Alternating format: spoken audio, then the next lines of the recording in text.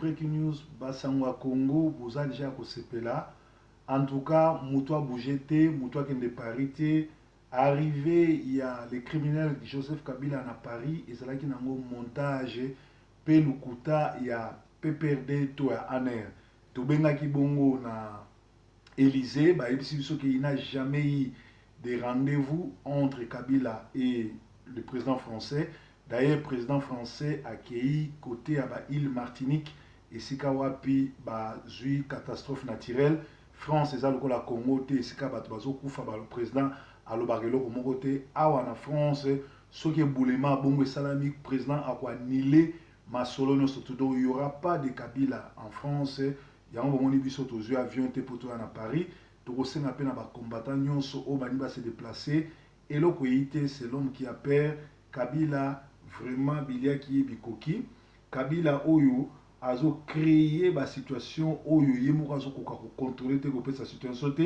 Kabila exécute un calendrier des agendas cachés de néocolonialistes.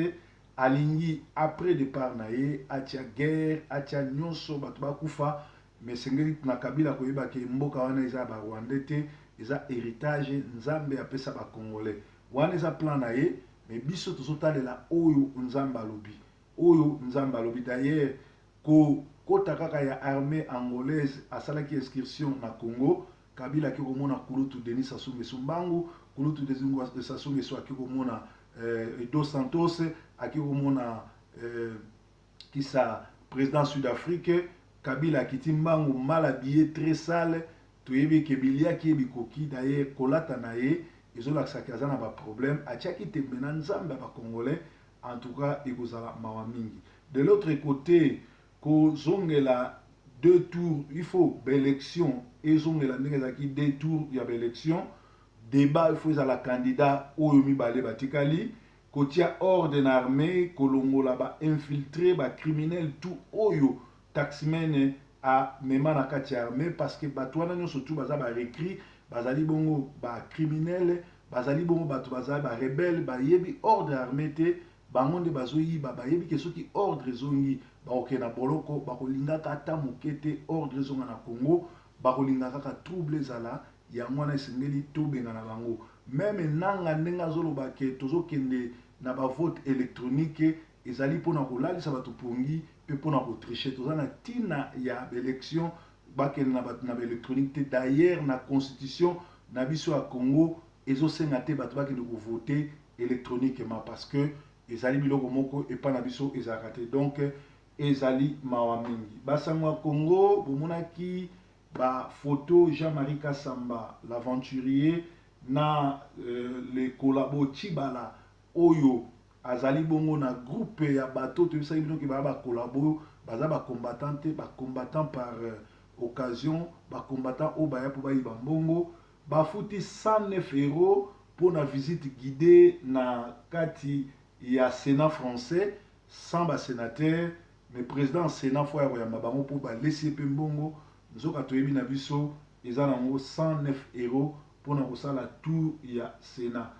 Bon, la PPRD et Kabila et ses parrains et ses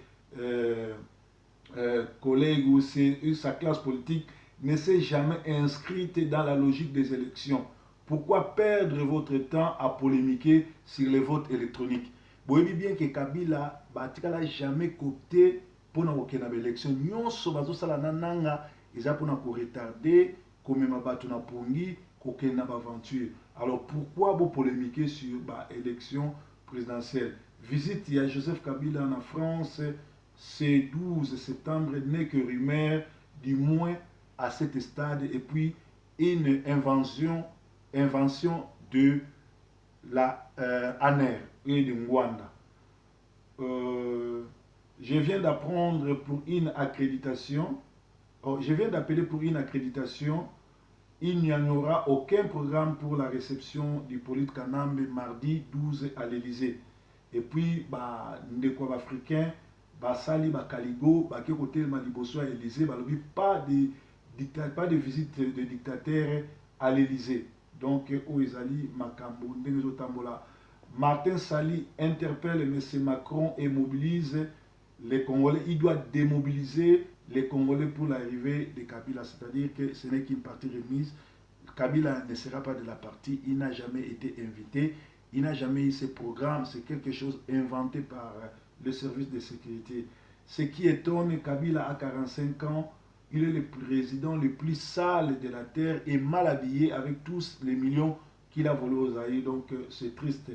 Il y a un grand champion congolais qu'on appelle, il s'appelle comment? J'ai oublié le nom. On lui a volé sa victoire en Afrique du Sud parce qu'il avait seulement porté les t-shirts Kabila dégage. Donc nous sommes derrière toi champion, combattez et nous serons avec toi. Ils peuvent voler la victoire mais ils ne peuvent pas voler ce que toi tu représentes pour le Congo. Nous sommes avec toi et nous serons toujours avec toi. Alors, Félix Tshisekedi a zali bongo ko alimenter ba causerie na ba Facebook na ba service na ba social media. Donc Félix Tshisekedi a nommé bureau na ye to éviter ce que ça lokuta to eza solo parce que ba congolais bazo ko créer ba base pour battre balanda bango. Mais il s'est fait que Félix Tshisekedi a présenté bureau na ye mais eza mawa mingi parce que bato ba constater que na kati ya bureau na ye et l'accès que bakasaye baza toujours ba tribal pe bako changeaka jamais un jour même ceux qui na l'église il y a Mukuna aucune église il y a Léopold Mutombo aucune église il y a Walesa okukuta baluba na baluba bien que bayebi ki azosala baventure bien que bayebi ki bazokosa zandoki bakoya kosupporter soko tali lelo Chibala banani bazo encadrer na Paris okuta bango na bango musala na bango même ndeko na bango azosala mabe bazalaka toujours nsima na ye mais biso na bandundu à chaque fois gizenga fayulu bato wana nyonso bakimbuta baosala mabe tolobelaka bango ezalaka tribalisme te ezalaka mpe jalousie te mais soki omeyi koatake motu moko akasai oyo asali mabe ekomi boza contre bakasayen boza contre baluba likambo oyo Félix asali donc akomisi république démocratique du Congo ekomi république démocratique de Tshilenge. Or, tozo combattre tribalisme, tozo combattre régionalisme, Congo fitika la moko pe ini. Ezali mawa mingi na masolo ezoleka na Congo. Donc, tolobi était grande news et ali que Kabila a jamais reçu na Élysée. Ezalaki na mo aventure, il y a Mboka Oyo, ba français, il y a Aner Basali na France.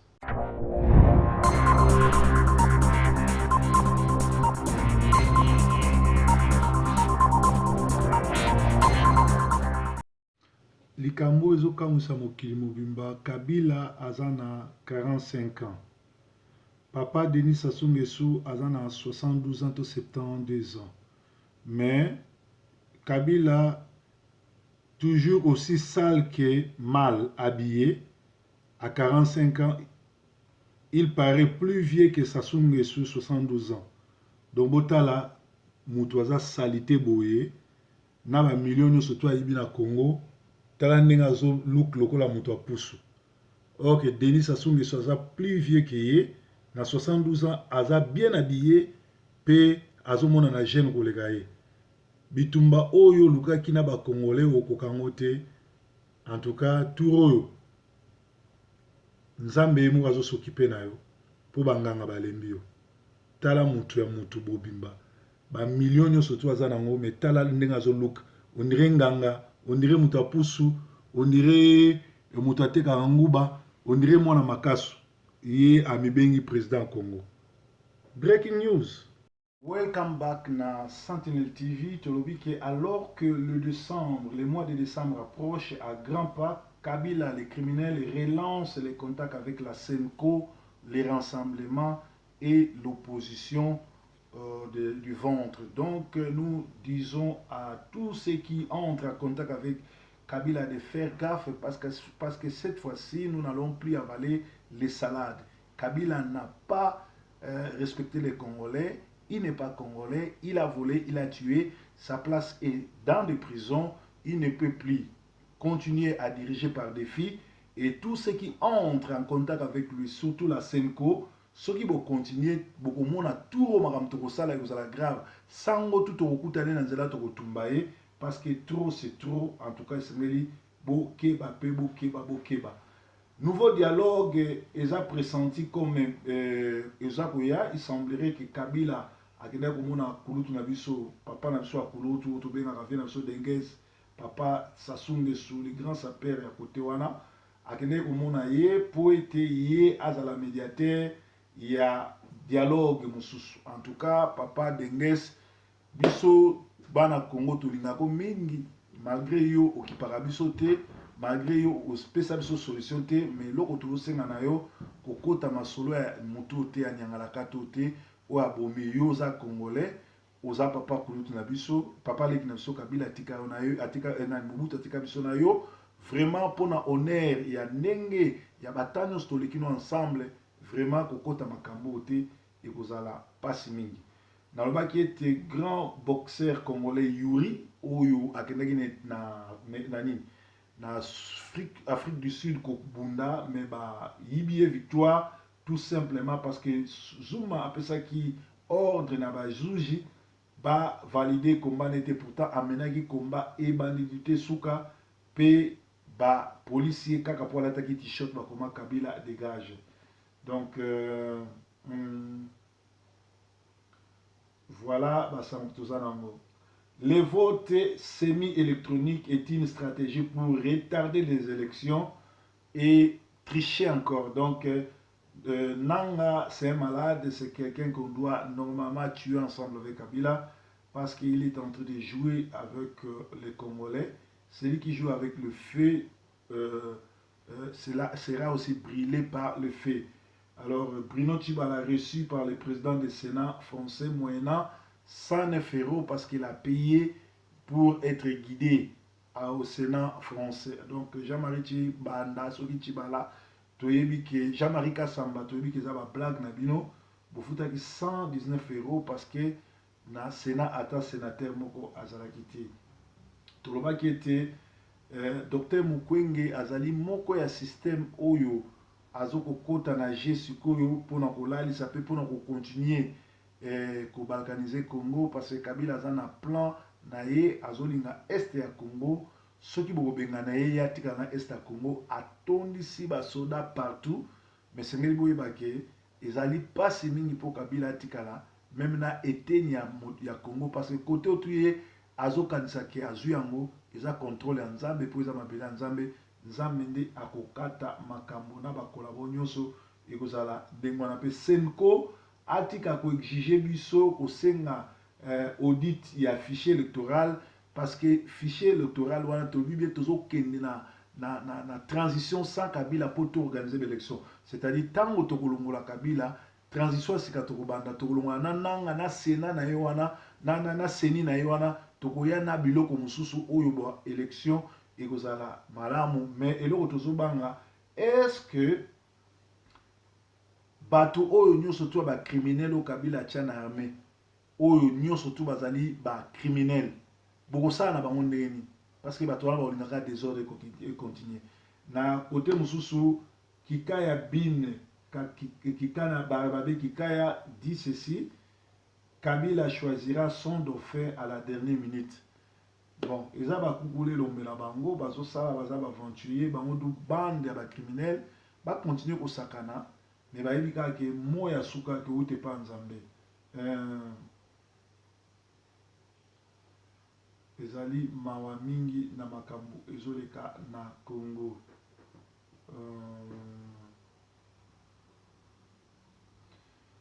Eza mawa mingi.